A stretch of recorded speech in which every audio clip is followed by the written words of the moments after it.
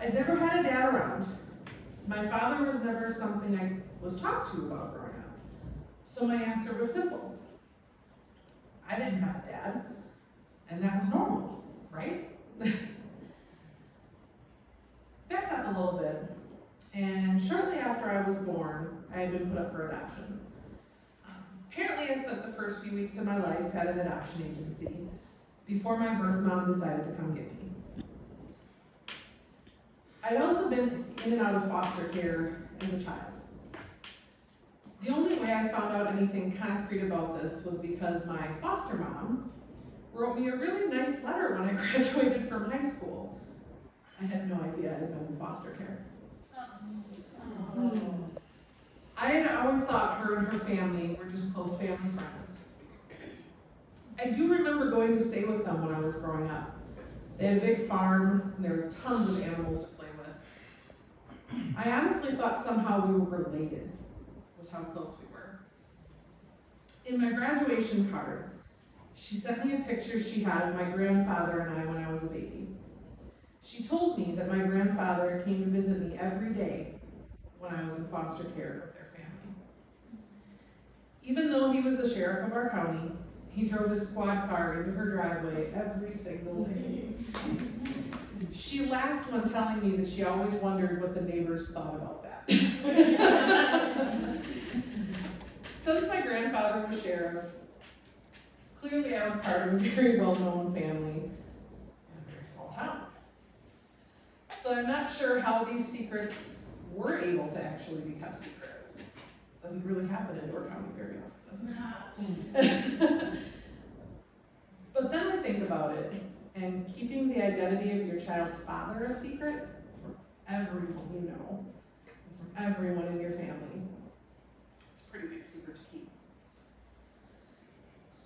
Biologically, of course, we all know everyone has it. All the other kids growing up in school knew that. Not sure how I missed the memo there. But there were the kids with divorced parents. There was the kids whose dad maybe had passed away. There was the single parent family. Now maybe they didn't have a relationship with their father, but they knew who their father was. They had a name or a picture. But what about me? Where the heck was mine at? Why do I know absolutely nothing about this dad I'm supposed to have? Did he know about me? There seemed to be an unwritten, unspoken rule in our house. You never talked about the dad. You never spoke about most things in our house. But the word dad felt like it came with punishment behind it. I do remember once I started to get older, I asked my grandma, who raised me and was an absolute saint of a woman, I asked her about my dad during one of my hormone-enhanced teenage tantrums. I was filling out paperwork for something at school, and it required a father's name. She couldn't really tell me anything, and I think that broke her inside somewhere. So here's where the story gets really super long and super complicated. And I would share with any of you anytime if you want to know more about it, but we would be here forever. So we're going to flash forward through all of that. Spoiler alert, I found my dad.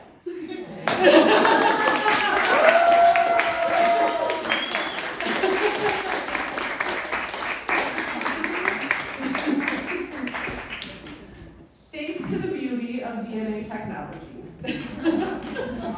I met my father this year on January 3rd.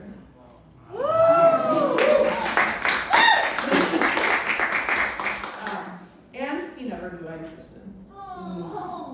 The secret had been kept from him too. Okay. I finally saw myself in another human being. And it has been a beautiful journey since day one. The similarities between us are almost scary sometimes, honestly. I never thought I'd find someone with my same bizarre sense of humor. Instead, I found the person I got it from. It would take all night to tell you all the ins and outs of this story, and some of it you wouldn't even believe because I'm still don't believe half of it.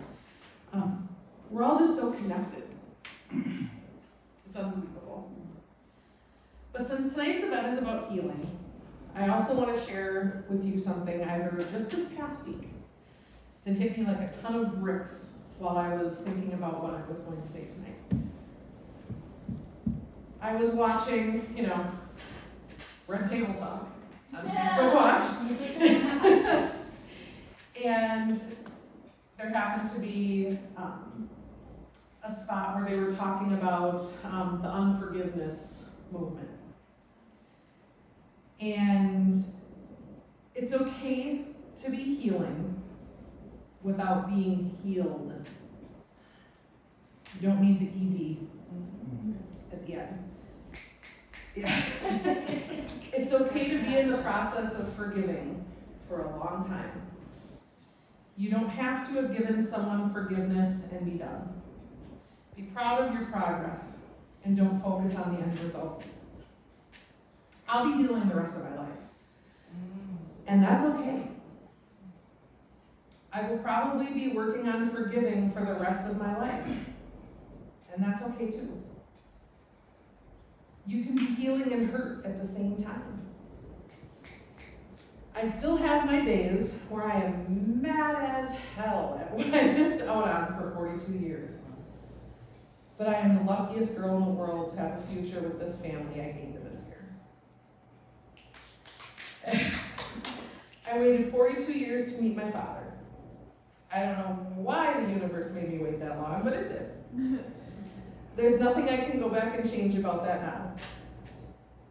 The secrets that were kept were not my fault. I have to remind myself of this on a daily basis, and trust me, I do. None of this was my fault. I waited 42 years to gain a mother I never had. And I never thought I deserved in my dad's wife, Lynn. She is truly an extraordinary human being. I'm certain she loved me more in the first week she knew me than I had ever experienced from a mom before. I waited 42 years to finally understand who I was and why I was this way. I waited 42 years to fully see myself in another human being. I was part of someone that made sense to me. I was no longer wondering why I was so different than everyone else I was related to. I wasn't different. I was him. I waited 42 years to feel love from a parent. It took me a while to believe it, but I always felt it. I waited 42 years to be accepted by a parent with no conditions or strings attached. I waited 42 years to not be afraid of a parent. I've never felt such safety in my life as I have since meeting Holland. I waited 42 years to love myself because I got to see myself through the eyes of loving parents. I waited 42 years to be a daddy's girl. I waited 42 years to meet my best friend. And I waited 42 years to start to heal.